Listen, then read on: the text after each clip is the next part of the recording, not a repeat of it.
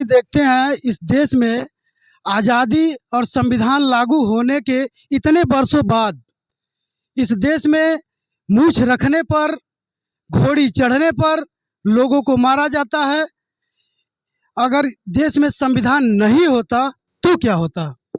आपने बहुत ही गंभीर और बहुत ही सोचनीय मुद्दे पर आपने प्रकाश डाला है और निश्चित रूप से यह चिंता का विषय है और लोगों को इस पर चिंतन करना चाहिए, राजनेताओं को भी, जनप्रतिनिधियों को भी, आम नागरिकों को भी। क्योंकि संविधान न होता तो क्या होता कि प्रश्न के पहले अगर हम इतिहास में जाएं तो संविधान जब नहीं था तो क्या हो रहा था, वो स्थितियां फिर पैदा हो जाती। अगर संविधान नहीं होता तो अदालतें नहीं होती, देश कौन चलाएगा उसकी व्यवस्था नहीं होती, संविधान में जो मौलिक अधिकार दिए गए उन अधिकारों का कोई पता नहीं चलता और अराजकता होती, शासन व्यवस्था, न्याय ताकतवर के हाथों की एक हथियार बन जाती।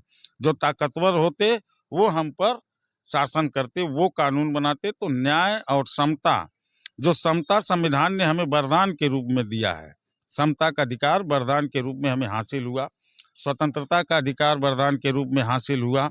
जो मूल्य हैं संवैधानिक, स्वतंत्रता, समता, न्याय और बंधुता, अगर संविधान नहीं होता तो देश के जो हमारा, चूंकि भारत एक विभिन्न धर्म, भाषाओं, जाति, लिंग और संस्कारों से विभिन्नताओं का एक देश है, जहां तमाम तरह की भाषाएं बोली जाती हैं, रहन सहन है।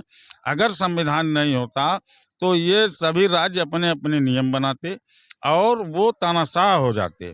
और आज जो भारत, हम गर्व से कह सकते हैं कि हम भारतीय हैं, ये शब्द हमें कहने का अवसर नहीं मिलता, क्योंकि देश कई टुकड़ों में बंट गया होता। तो निश्चित रूप से अगर संविधान नहीं होता तो भारत का अस्तित्व नहीं होता, न हम भारतीय होने की बात कर सकते थे।